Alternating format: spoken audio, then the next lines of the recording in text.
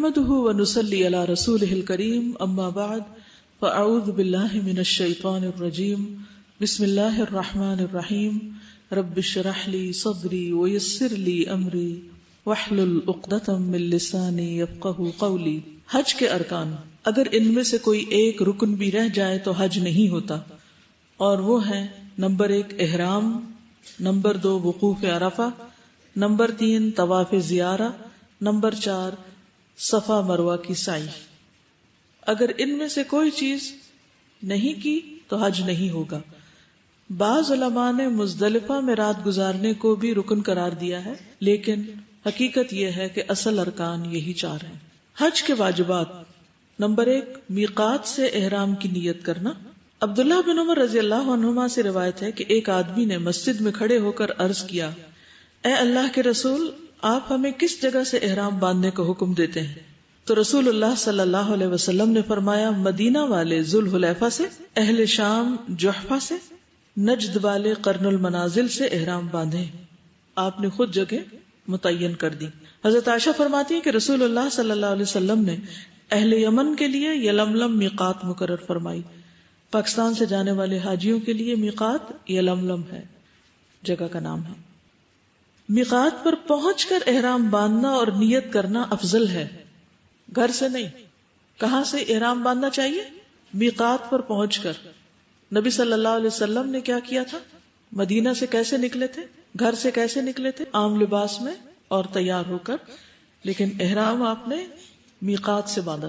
ابن عمر رضی اللہ عنہ فرماتے ہیں کہ رسول اللہ صلی اللہ علیہ وسلم نے مسجد ذوالحلیفہ کے قریب پہنچ کر ہی احرام باندھا تھا۔ صحیح بخاری۔ امام مالک بن انس کے پاس ایک شخص آیا اور اس نے کہا، اے ابو عبداللہ، میں کہاں سے احرام باندھوں؟ انہوں نے کہا، ذوالحلیفہ سے، جہاں سے رسول اللہ صلی اللہ علیہ وسلم نے احرام باندھا تھا۔ اس نے کہا، میں چاہتا ہوں کہ مسجد میں موجود قبر یعنی روضہ رسول کے قریب سے احرام باندھوں، میرا یہ دل چاہتا ہے۔ امام مالک نے کہا، ایسا ہرگز نہ کرنا، مجھے ڈر ہے کہ کہیں تم کسی فتنے میں مبتلا نہ ہو جاؤ۔ اس نے کہا، اس میں کون سا فتنہ ہے؟ میں تو صرف چند میل کا فاصلہ ہی زیادہ کرنا چاہتا ہوں۔ تو امام مالک نے کہا، اس سے بڑا فتنہ اور کیا ہو سکتا ہے کہ تم اس فضیلت کی طرف سبقت لے گئے ہو جسے رسول اللہ صلی اللہ علیہ وسلم نے چھوڑ دیا، یعنی جس کام کو نبی صلی اللہ علیہ وسلم نے افضل نہیں سمجھا تم اسے افضل سمجھ رہے ہو۔ اور میں نے اللہ تعالیٰ کو فرماتے ہوئے سنا ہے، فَلْيَحْذَرِ الَّذِينَ يُخَالِفُونَ عَنْ أَمْرِهِ أَن تُصِيبَهُمْ فِتْنَةٌ أَوْ يُصِيبَهُمْ عَذَابٌ أَلِيمٌ۔ سورۃ النور 63۔ جو لوگ اللہ کے رسول صلی اللہ علیہ وسلم کی مخالفت کرتے ہیں، انہیں ڈرنا چاہیے کہ کہیں ان پر کوئی زبردست آفت نہ آ پہنچے یا انہیں کوئی دردناک عذاب نہ پہنچے۔ تو اگر کوئی شخص یہ سمجھے کہ میقات سے پہلے گھر سے ہی احرام باندھ کے اور نیت کر کے چلا جائے تو زیادہ دور سے کرے گا تو زیادہ ثواب ہوگا، تو ایسا نہیں ہے۔ کیوں؟ کیونکہ نبی صلی اللہ علیہ وسلم نے گھر سے نہیں باندھا۔ تو اصل حج کی روح یا ایسنس کیا ہے؟ اطاعت، فرما برداری۔ ابراہیم علیہ السلام کی سنت، اذ قال له ربه اسلم قال اسلمت لرب العالمین۔ تو ہمیں بھی کیا کرنا چاہیے؟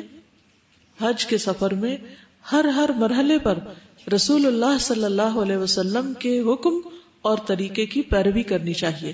حج کا دوسرا واجب، پہلے ارکان تھے یعنی فرائض تھے، اور یہ واجبات ہیں جن کا ذکر میں کر رہی ہوں۔ اور واجبات میں احرام میقات سے باندھنا۔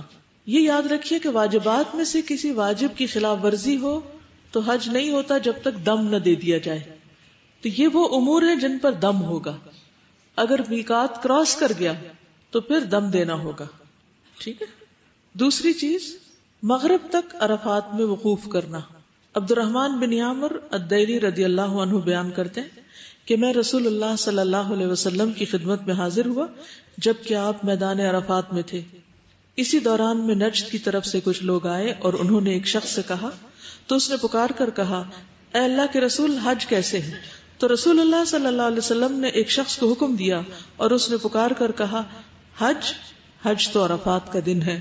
جو شخص مزدلفہ کی رات میں فجر کی نماز سے پہلے یہاں آ گیا اس کا حج پورا ہو گیا۔ یعنی عرفات کا قیام جو ہے وہ مغرب تک واجبات میں سے، رات مزدلفہ میں گزارنا.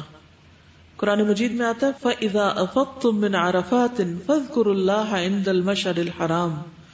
البقرہ 198. پھر جب تم عرفات سے واپس آؤ تو مشعر الحرام یعنی مزدلفہ پہنچ کر اللہ کو یاد کرو. عروہ بن مدرس الطائی رضی اللہ عنہ بیان کرتے ہیں کہ میں مزدلفہ میں وقوف کے وقت رسول اللہ صلی اللہ علیہ وسلم کی خدمت میں حاضر ہوا اور عرض کیا، اے اللہ کے رسول، میں قبیلہ طے کے 2 پہاڑوں سے آیا ہوں. میں نے اپنی سواری کو ہلکان کیا ہے اور اپنے آپ کو بہت تھکایا ہے. اللہ کی قسم میں نے کوئی ٹیلا یا پہاڑ نہیں چھوڑا مگر اس پر وقوف کیا ہے. کیا میرا حج ہو گیا؟ رسول اللہ صلی اللہ علیہ وسلم نے فرمایا، جس نے ہمارے ساتھ یہ فجر کی نماز پالی اور اس سے پہلے وہ رات یا دن میں عرفات میں حاضر ہو چکا تو اس کا حج پورا ہو گیا اور اس نے اپنا میل کچیل دور کر لیا. پھر ایام تشریق کی راتیں منا میں گزارنا.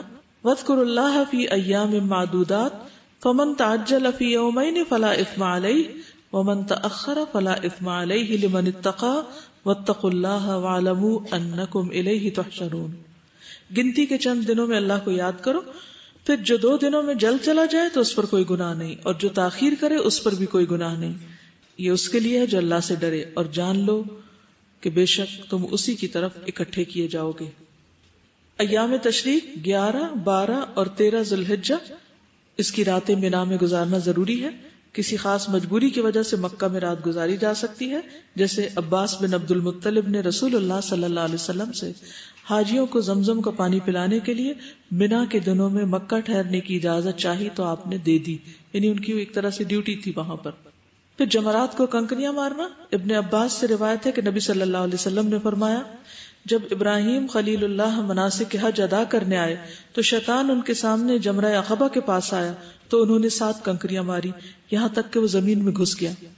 پھر وہ دوسرے جمرے کے پاس آیا تو پھر انہوں نے اسے 7 کنکریاں ماری یہاں تک کہ وہ زمین میں گھس گیا. پھر تیسرے جمرے کے پاس آیا تو انہوں نے پھر اسے 7 کنکریاں ماری یہاں تک کہ وہ زمین میں گھس گیا.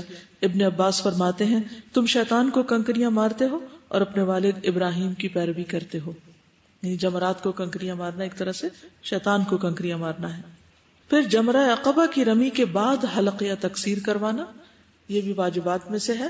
اللہ تعالیٰ کا ارشاد ہے، لَتَدْخُلُنَّ الْمَسْجِدَ الْحَرَامَ إِن شَاءَ اللَّهُ آمِنِينَ مُحَلِّقِينَ رُؤُوسَكُمْ وَمُقَصِّرِينَ. سورۃ الفتح 27. تم انشاءاللہ مسجد حرام میں امن کے ساتھ داخل ہوگے، اس وقت تم سر منڈاؤ گے اور بال کتراؤ گے. ابو ہریرہ رضی اللہ عنہ سے روایت ہے کہ رسول اللہ صلی اللہ علیہ وسلم نے دعا فرمائی، اے اللہ سر منڈوانے والوں کی مغفرت فرما 3 بار. چوتھی بار آپ نے فرمایا اور کتروانے والوں کی یعنی ٹرم کرانے والوں کی بھی مغفرت فرما. یہ صحیح بخاری کی روایت ہے. پھر طواف وداع کرنا، یہ بھی واجبات میں سے، اگر کوئی نہ کر سکے تو دم دینا ہوگا. ابن عباس فرماتے ہیں کہ لوگ حج کے بعد ہر جانب سے واپس چلے جاتے ہیں تو رسول اللہ صلی اللہ علیہ وسلم نے فرمایا، کوئی شخص ہرگز نہ جائے حتیٰ کہ اس کا آخری عمل بیت اللہ کا طواف ہو، یعنی مکہ نہیں چھوڑیں جب تک کہ طواف وداع نہ کر لیں. اور اگر ان میں سے کوئی واجب ادا نہ کیا گیا تو کیا کرنا ہوگا؟ قربانی دینی ہوگی، جس کو دم دینا کہتے، دم کہتے ہیں خون کو. قربانی کرنا ہوگی. قربانی حدود حرم میں ہوگی، خود نہ کر سکے تو کسی سے کروائی جا سکتی. اس کا گوشت خود نہیں کھایا جا سکتا، نہ کسی کو ہدیے میں دیا جا سکتا، بلکہ یہ سارے کا سارا حرم کے فقراء پر تقسیم ہوگا. قرآن مجید میں ہے، فَمَنْ كَانَ مِنْكُمْ مَرِيضًا أَوْ بِهِ أَذًى مِّن رَأْسِهِ فَفِدْيَةٌ مِّن صِيَامٍ أَوْ صَدَقَةٍ أَوْ نُسُكٍ. مگر جو شخص مریض ہو یا اس کے سر میں کچھ تکلیف ہو اور وہ سر منڈا لے، یعنی احرام کی پابندی ختم کر دے، تو وہ روزوں سے یا صدقہ سے یا قربانی سے اس کا فدیہ دے. کعب بن عجرہ سے روایت ہے، رسول اللہ صلی اللہ علیہ وسلم نے ان سے فرمایا، غالباً تم کو جوؤں سے تکلیف ہے؟ انہوں نے کہا، جی ہاں اے اللہ کے رسول صلی اللہ علیہ وسلم. آپ نے فرمایا، پھر اپنا سر منڈا لو اور 3 دن کے روزے رکھو، یا 6 مسکینوں کو کھانا کھلاؤ، یا ایک بکری ذبح کرو. اب اجازت. سبحانک اللہم و بحمدک